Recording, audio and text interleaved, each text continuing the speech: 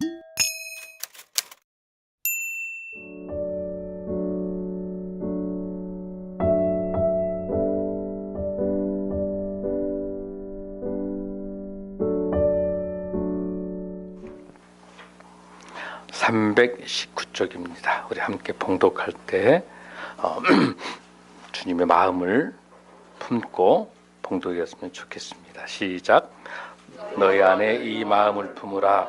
곧 그리스도 예수의 마음이니 그는 근본 하나님의 본체시나 하나님과 동등됨을 취할 것으로 여기지 아니하시고 오히려 자기를 비워 종의 형체를 가지사 사람들과 같이 되셨고 사람의 모양으로 나타나사 자기를 낮추시고 죽기까지 복종하셨으니 곧 십자가에 죽으심이라. 로 하나님이 그를 지극히 높여 모든 이름 위에 뛰어난 이름을 주사 하늘에 있는 자들과 땅에 있는 자들과 땅 아래에 있는 자들로 모든 무릎을 예수의 이름을 끊게 하시고 모든 입으로 예수 그리스도를 주라 시인하여 하나님 아버지께로 영광을 돌리게 하셨나니라. 아멘.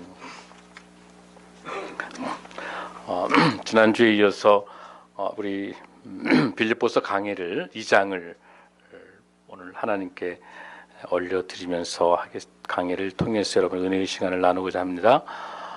빌립보서는 여러분들 언제 썼던 서신서라고 그랬죠? 옥중에 감옥에 있을 때 3차 전도 여행을 바울이 다녀오면서 이제 그 예루살렘에서 구속되게 되죠. 그러니까 1차 감옥에 들어갔을 때 썼던 이 서신서를 우리가 옥중 서신이라고 부르고 그 서신서를 4권을 말하죠. 어떤 거죠? 에베소서, 빌립보서, 골로새서, 빌레몬서, 에빌골골 이렇게 보면 돼요, 여러분들.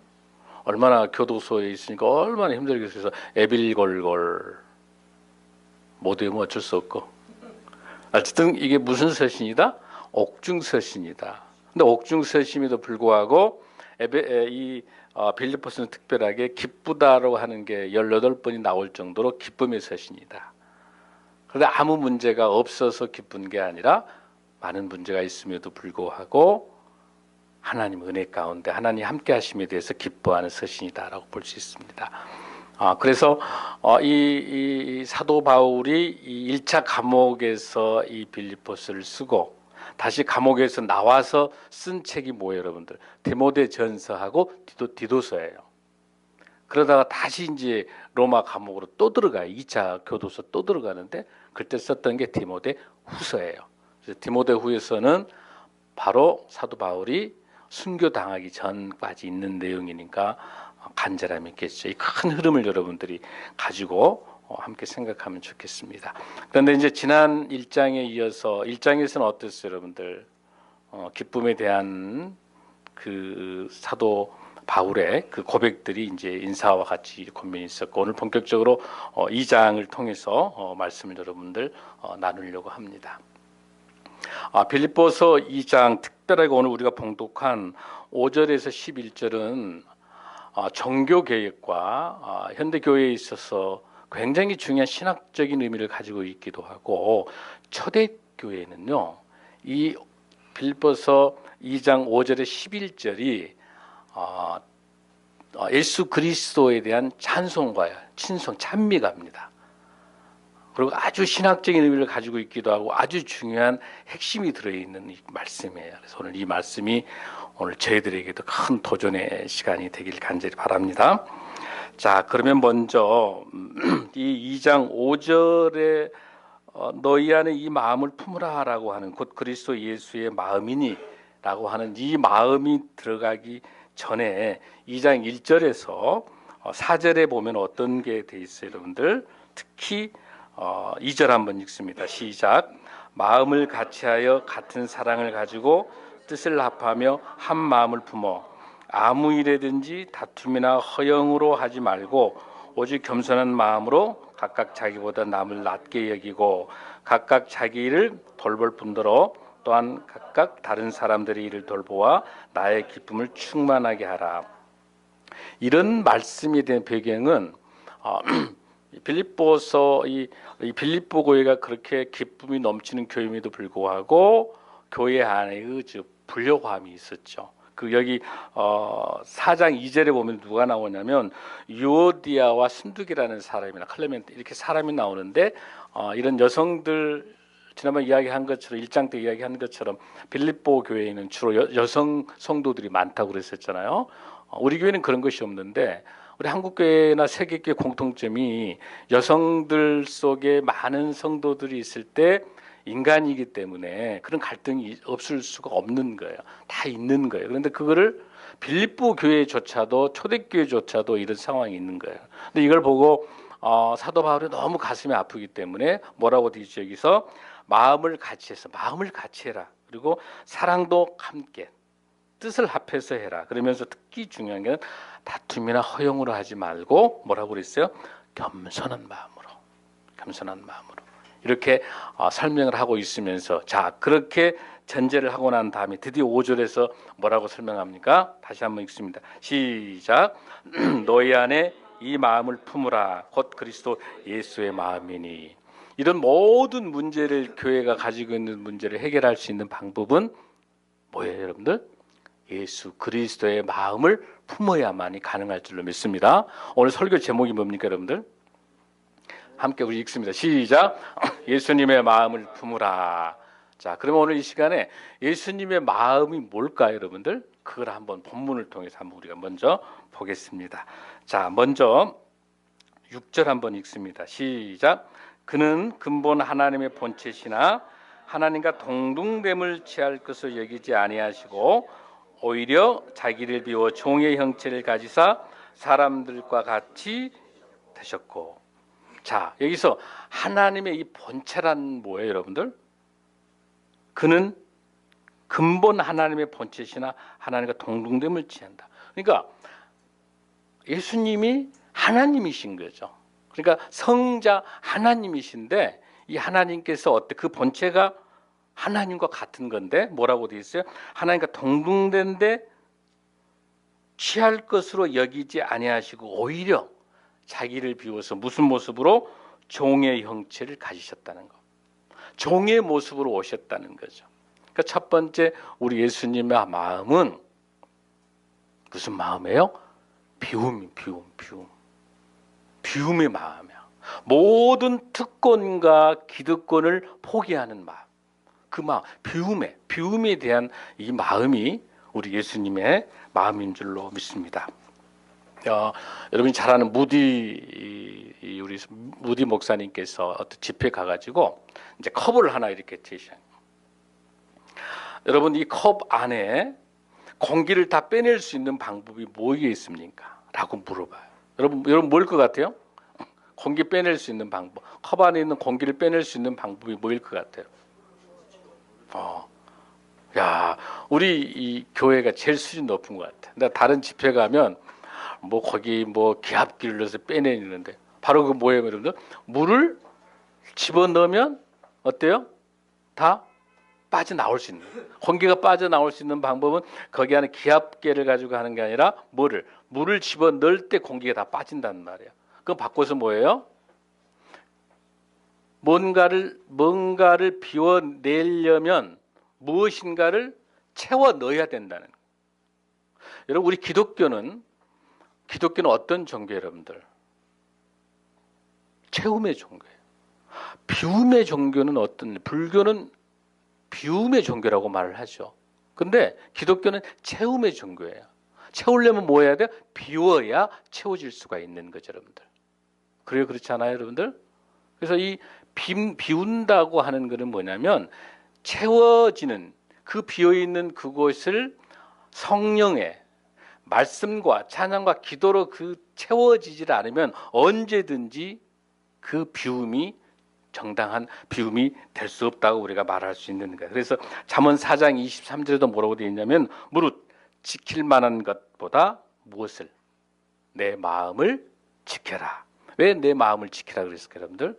뭐라고 되어 있어요? 생명의 근원이 이에서 남이라 이렇게 하나. 생명의 근원이 어디서 나온 거예요? 그 마음인데 그 마음이 어떤 마음이요? 비어있는 마음이고 비어있는 마음들 속에서 뭐 할 수 있어요? 진정으로 말씀으로 예수님의 마음으로 그 비어있는 것을 어떨 수 있습니까? 채울 수 있을 줄로 믿습니다. 아멘. 그래서 우리가 중요한 것은 먼저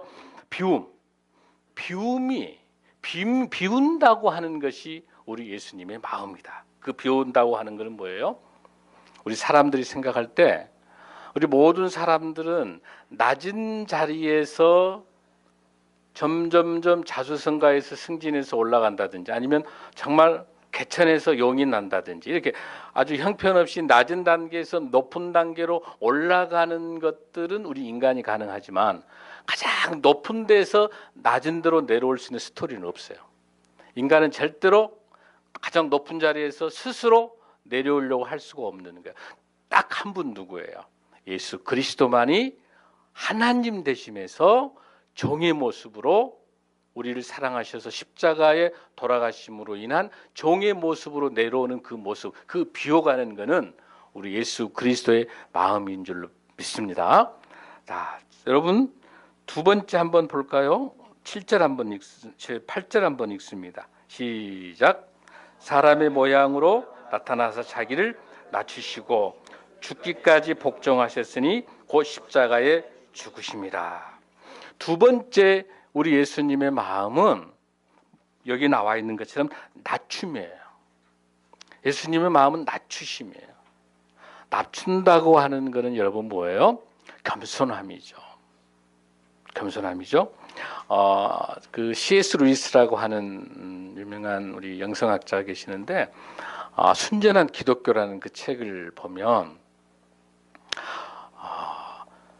가장 치명적이고 그 크리스찬들에게 가장 영적으로 지옥에서 올라오는 것이 딱 하나 있는데 그게 교만이랍니다.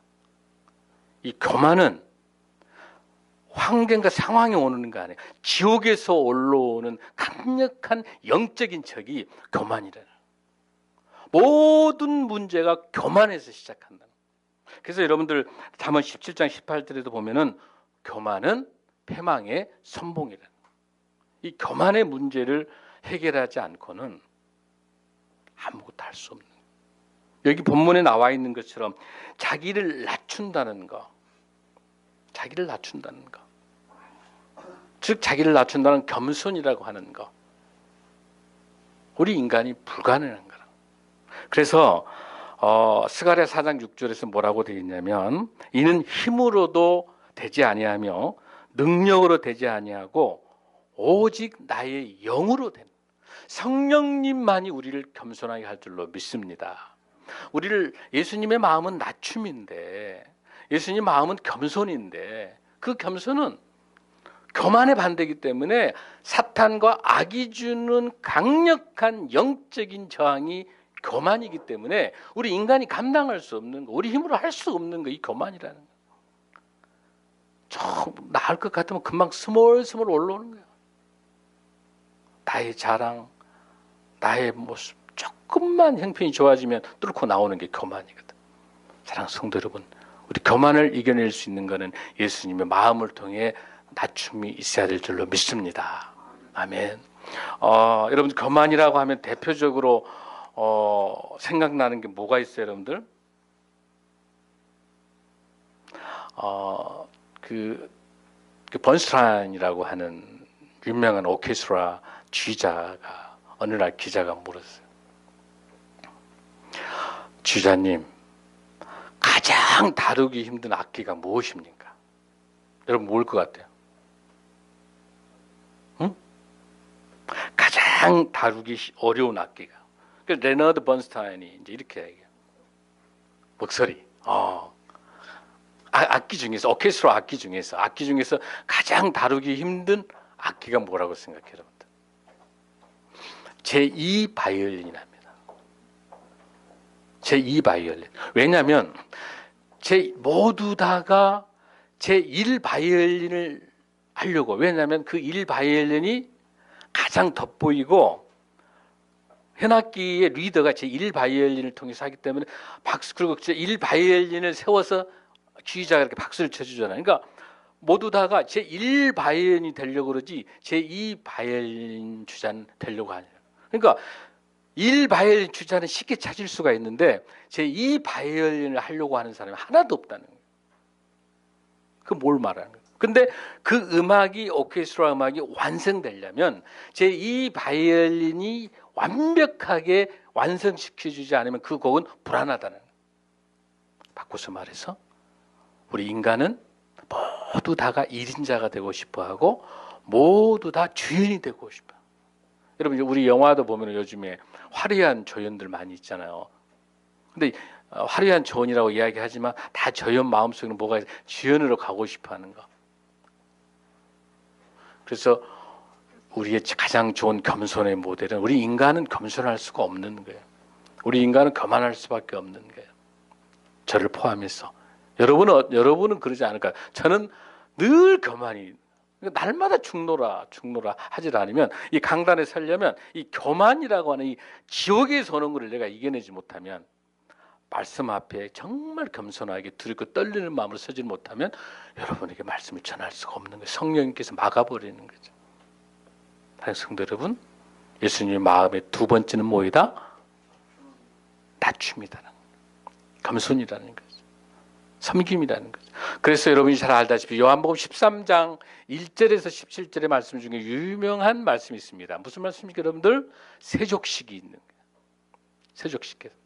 근데 요한복음 13장 1절에 17절의 말씀의 근거는 바로 예수님께서 돌아가시기 바로 전날이에요. 전날. 왜 많고 많은 것 중에서 예수님께서 다른 것도 아니고 세족식을 하셨을까? 근데 여기 잘 보면요. 요한복음 13장 1절에 3절에 보면은 제일 먼저 예수님께서 수건을 허리춤에 추는 수건도 본인이 직접 한 거예요. 여러분들 대야에 물 뜨는 것 지금 여러분 우리 대학가 목사님이 명지대 교수로 있을 때 우리가 서식식을 하는데 어떻게 하냐면 교수들 쫙 이렇게 있고 제자들이 세수 때 물을 다 떠가지고 와 제자들이. 그리고 수건도 제자들이 가지고 오고 제자들은 발만 대고 교수는 발만 이거는 온전한 세족식이 아니에요. 이건 성경적인 세족식. 세족식이 온전히 되려면 어때야 돼요? 교수가 제자들 딱 의자에 앉아 있으라고 하고 물도 뜨러 교수가 가야 돼. 그래 안 그래요? 그래 예수님이 세족식이에요. 수건도 자기가 직접 가져가요.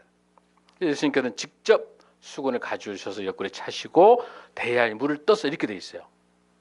그러니까 과정에서도 섬김이 시작돼야지 결과만 보여주는 세족식이 아니다는. 또 하나 많고 많은 것 중에 왜 발일까? 발. 손 씻어주면 될 건데 발은 아무도 알아주질 않아. 그러나 발이 아니면 서 있을 수 없는 거죠. 그다음에 발은 어때요? 가장 냄새도 많이 나고 발은 가장 굳은 데를 가는 거고 아무도 알아주지 않는 게 발이에요. 그러면서 뭐라고요? 그 발 세족식을 해주시면서 우리 예수님께서 요한복음 13장 34절에 뭐라고 말씀하냐면 너희들에게 새 계명을 주노니 서로 사랑하라. 내가 너희를 사랑한 것 같이 너희도 서로 사랑하라. 이 새로운 계명을 주시기 전 단계 세족식을 통해서 하나님께서 주신 철저한 섬김. 내가 섬김의 모습을 보인 것처럼 너희들도 섬기라. 근데 섬김의 가장 중요한 첫 번째 계명이 뭐예요, 여러분들? 서로 사랑하라. 예수님의 마음은 사랑인 줄로 믿습니다. 아멘.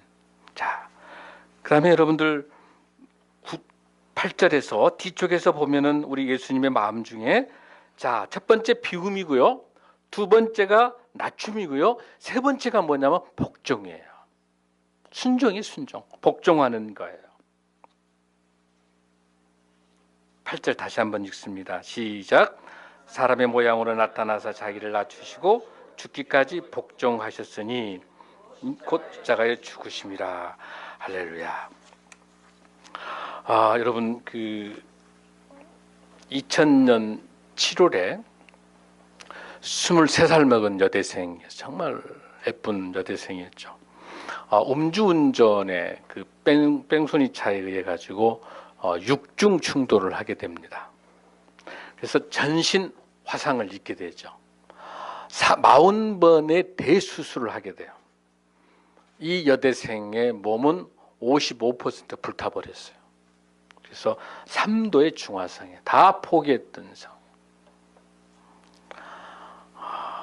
얼마나 꿈 많은 여대생이.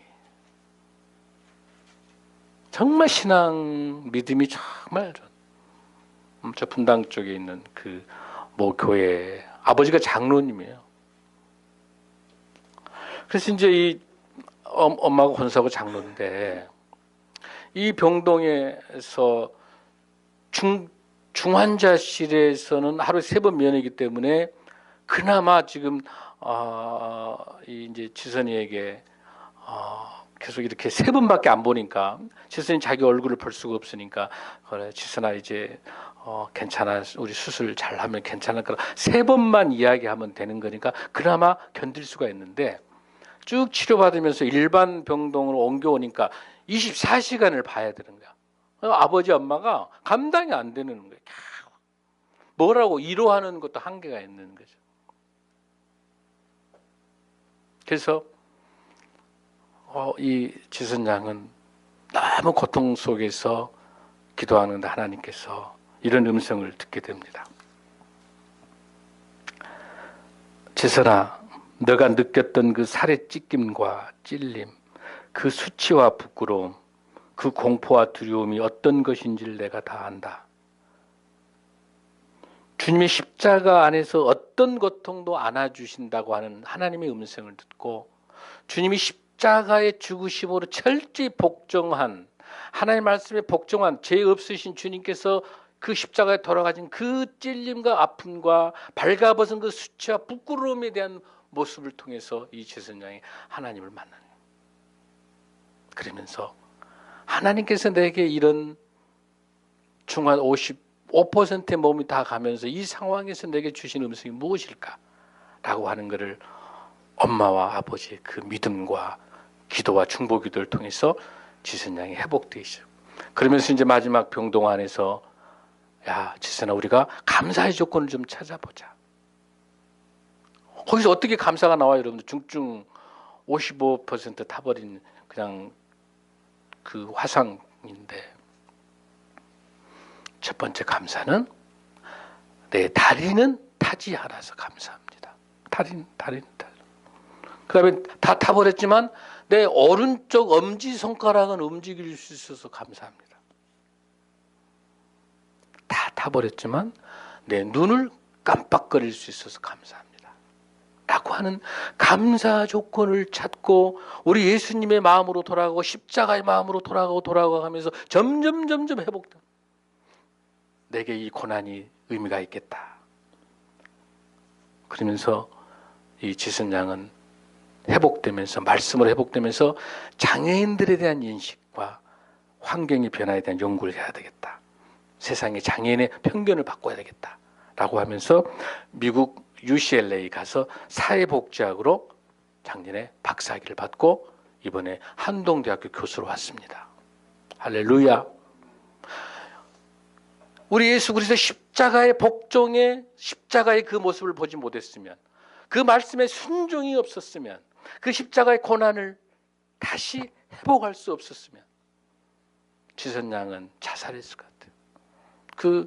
여러분 지선아 사랑의 책 잘 얼마나 많은 장애인과 얼마나 많은 좌절 속에 있는 사람들의 희망이 되는 줄 몰라요. 그러면서 뭐라고 하냐면 사고 이전으로 돌아가시겠습니까? 기자가 묻습니다. 사고 이전에 예쁜 모습으로 돌아가겠습니까? 지선이는 이렇게 말합니다. 아닙니다. 저는 돌아가지 않습니다.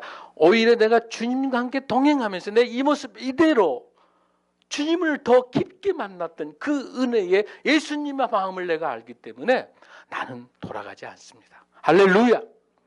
사랑하는 성도 여러분, 지선이가 만난 하나님이 우리 하나님인 줄로 믿습니다. 지선이가 만난 우리 예수님이 우리의 주님인 줄로 믿습니다. 여러분의 상황이 지금 어떻습니까?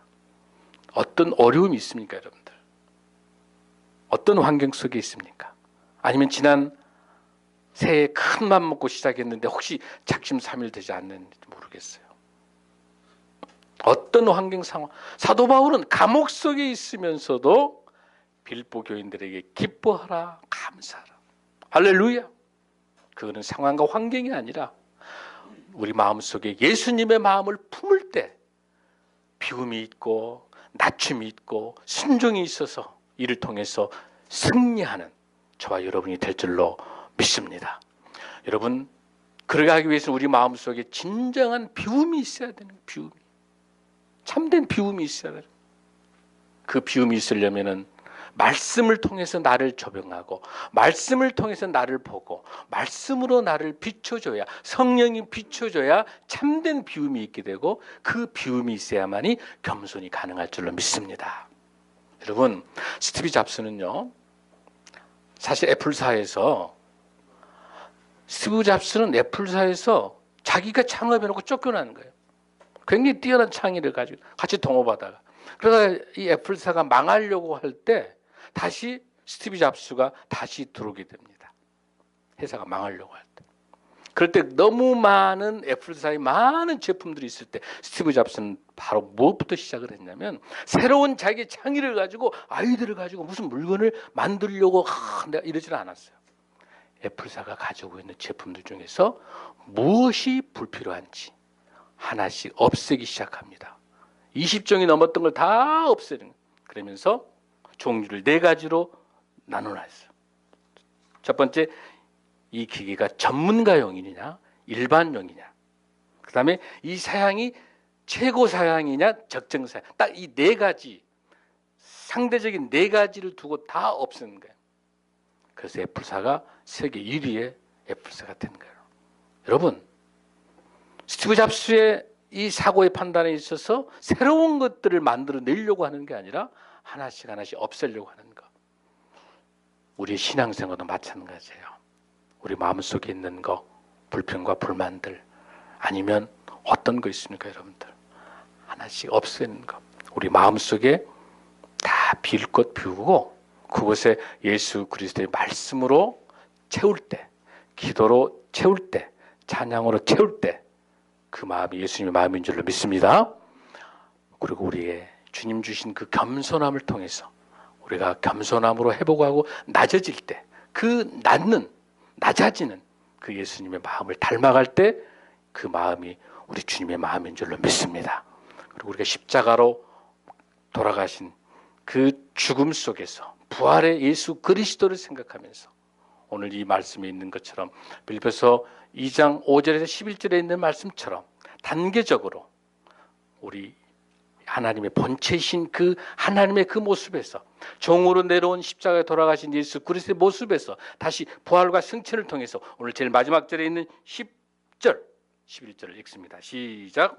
하늘에 있는 자들과 땅에 있는 자들과 땅 아래에 있는 자들로 모든 무릎을 예수의 이름에 꿇게 하시고 모든 입으로 예수 그리스도를 주라 신하여 하나님 아버지께 영광을 돌리게 하셨느니라. 할렐루야. 하늘에 있는 자들 누굽니까, 여러분들? 천사와 천사장과 그룹들, 그리고 믿음에 승천되어 있는, 또 땅에 있는 자들은 뭐예요, 여러분들? 바로 우리가 살고 있는 우리 성도들뿐만 아니라 모든 죄악들과 함께 되어 있고, 그 다음에 거기에 있는 땅 아래에 있는 모든 무릎을 예수 그리스도의 어디에? 이름 앞에 꿇을 줄로 믿습니다. 마지막 우리에게 예수님의 마음을 품고 예수님의 마음대로 우리가 마음을 비고 우리를 낮추고 우리가 말씀에 순종할 때 주님과 같이 영광이 들어서는 놀라운 그 역사가 함께 임할 줄로 믿습니다. 사랑하는 성도 여러분, 우리 새롭게 빌립보서 말씀을 강해하면서 우리 주님과 같이 다시 한번 기쁨으로 출발했으면 좋겠습니다. 환경과 상황이 어떠한다 하더라도 주님의 말씀으로 기쁨으로 회복돼서 우리의 새로운 인생들을 시작할 수 있는 저와 여러분 되기를 간절히 소원합니다. 마지막 말씀 누가복음 4장 14절에서 22절의 말씀을 함께 봉독하고 말씀을 마치겠습니다. 누가복음 4장 14절에서 22절 94페이지입니다. 누가복음 4장 14절에서 22절입니다. 우리 예수님께서 우리에게 보여주신 우리 예수님의 비전과 목표입니다. 사랑하는 성도 여러분, 예수님이 우리에게 보여주신 비전과 목표입니다. 내 목표, 내가 비전을 세워서 사는 게 아니라 우리 예수님의 비전, 예수님의 목표가 무엇인지를 알고 그 비전과 목표에 우리가 맞춰서 나의 인생의 비전과 나의 인생의 목표가 아니라 예수님의 비전과 예수님의 목표에 맞춰서 살아가는 것, 바로 누가복음 4장 17절부터 읽습니다. 시작. 선지자 이사야의 글을 드리거늘 책을 펴서 이렇게 기록된 데를 찾으시고 곧 주의 성령이 내가 임하셨으니 이는 가난한 자에게 복음을 전하게 하시려고 내게 기름을 부으시고 나를 보내사 포로된 자에게 자유를 눈먼 자에게 다시 보게 함을 전파하며 눌린 자를 자유롭게 하고 주의 은혜의 해를 전파하게 하려 하심이라 하였더라. 책을 덮어 그 맡은 자에게 주시고 앉으시니 회당에 있는 자들이 다 주목하여 보더라. 21절. 이에 예수께서 그들에게 말씀하시되 이 글이 오늘 너희에게 응하였느니라 하시니 할렐루야. 이사야 61장 1절부터 있는 이 말씀을 근거로 해서 우리 예수님께서 예수님이 왜 이 땅에 오셨는지, 예수님의 이 땅에 오신 그 비전과 미션이 무엇인지를 설명하고 있는 이 말씀. 가난한 자에게 복음을 전하고 포로된 자에게 자유를 주시고 눈먼 자에게 다시 보게 하시고 전파하고 눌린 자를 자유롭게 하시고 이를 통해서 너희의 귀에 이 말씀이 이루어짐을 보시는 이 주님의 이 말씀이 오늘 저희들과 저와 여러분에게 동일한 은혜로 주님의 이 비전과 목표가 빌립보서를 통해 주신 주님의 말씀처럼 승리하는 이 날이 되길 간절히 소원합니다. 기도하겠습니다.